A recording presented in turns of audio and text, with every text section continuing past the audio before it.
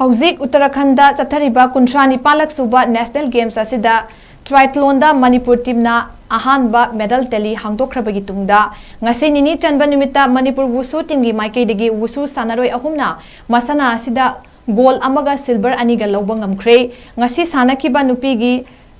Changkwan competition da T Saya Chanuna gold medal aduga ke Panthoi Tepina silver medal louba ngamkhi nupagi Changkwan competition dana Marcel Salamna silver medal ama phangba ngamkhi panbayai madudi haujik chathariba national games asida nupi wushu sanaroi kun yauna punna sanaroi kun shamapana manipurgi mahut sinduna saruk yari masigi mamangda triathlon da sarungbam athoba miteina gold medal lauduna manipurgi oina handaki national games asigi oina ahanba medal teli hangdokhrabani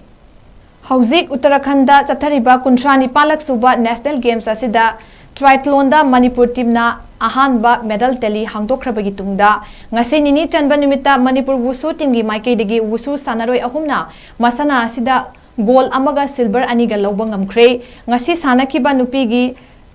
Changkwan competition da T Saya Chanuna gold medal aduga ke Panthoi Tepina silver medal louba ngamkhi nupagi Changkwan competition dana Marcel Salamna silver medal ama phangba ngamkhi panbayai madudi haujik chathariba national games asida nupi wushu sanaroi kun yauna punna sanaroi kun shamapana manipurgi mahut sinduna saruk yari masigi mamangda triathlon da sarungbam athoba miteina gold medal lauduna manipurgi oina handaki national games asigi oina ahanba medal teli hangdokhrabani